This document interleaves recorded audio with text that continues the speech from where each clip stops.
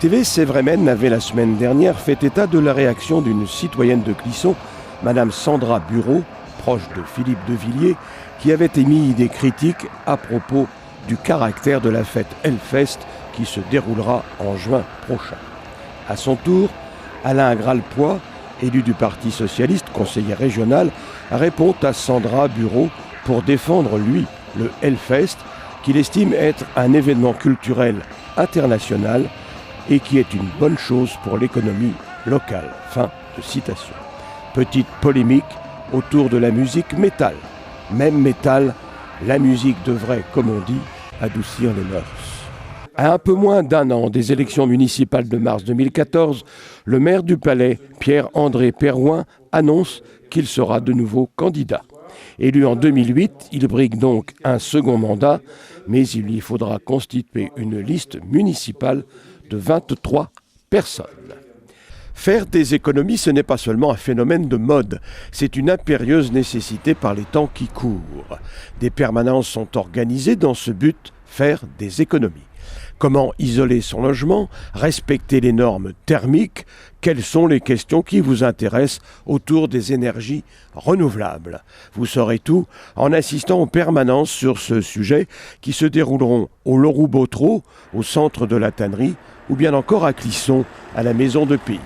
Toutes les dates et les détails vous seront donnés au 02 40 08 03 30.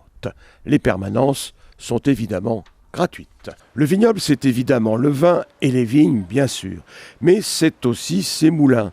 Il y en a une centaine en tout en comptant les usines et ils constituent un patrimoine d'exception. Le groupe Histoire et l'association de la Sèvre nantaise travaillent depuis 4 années pour faire connaître ce patrimoine. On peut en visiter via Internet 37 qui sont retenus par les chercheurs en cliquant sèvrenantaise.com. Une jolie balade de Vertou à la Bruffière. Une visite virtuelle en quelque sorte, avec photos anciennes, cartes postales autour de ces 37 sites remarquables. Il y a pas mal de choses ces jours-ci qui se passent dans cette bonne ville de Clisson. Côté travaux en ville, ces derniers ont débuté cette semaine rue Ferdinand Albert. Ceci pour la mise aux normes des conduits d'assainissement. Un chantier qui devrait se prolonger jusqu'au mois d'octobre prochain. Coût de l'opération, 400 000 € environ, et quelques perturbations de circulation à prévoir. Par ailleurs, va-t-on voir le bureau de poste de Clisson changer de résidence? Une migration serait possible, mais pas sûre, de la Trinité vers la gare, du côté de la place Bertin, où se construit un petit immeuble. Côté administration, pas de confirmation officielle. Le cachet de la poste fera foi, comme on dit. Un détour à présent vers le quartier Saint-Antoine où l'association du quartier du même nom organise un marché des créateurs. Celui-ci se déroulera le 9 mai, le jour de l'Ascension. Une trentaine d'artisans seront réunis en privilégiant la diversité. Et en plus, il y aura des crêpes au menu pour cette seconde édition du marché des créateurs. Si vous apercevez un chameau en chair et en poil au rond-point à Clisson direction Valette, vous n'êtes pas victime d'un mirage et vous n'êtes pas non plus dans le désert du Sahara, mais tout proche du cirque Zavata qui va proposer ses spectacles demain 4 et dimanche 5 mai. C'est sur le site du Bignon, tout près de la zone commerciale de Calin. La représentation est prévue à 16 heures précises pour les 2 journées.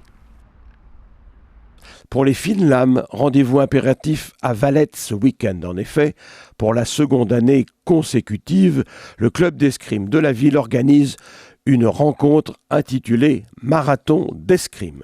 Une compétition qui se déroule samedi 4 et dimanche 5 mai par équipe de 3 compétiteurs.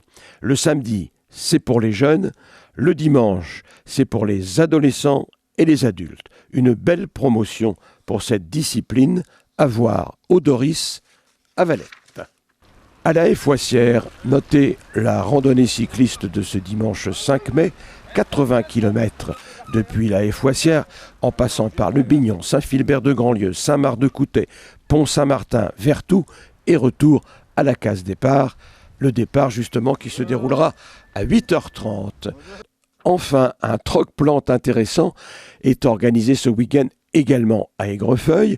Échangez vos plantes et au cours de cette manifestation qui sera organisée par les 3 associations que sont la Cicadelle, les Petites Rivières et Horizon Bocage. Et surtout, dites-le avec des fleurs. À Mousillon, les impôts locaux vont augmenter, soit 16% pour la taxe d'habitation, 16-18% pour les taxes foncières et plus de 34% pour les taxes foncières sur les propriétés non bâties. Mousillon va devenir le Neuilly de Valette et le Versailles de Clisson, à la grande joie du maire Balédier, de ses adjoints Fayolle et Averti. À la semaine prochaine.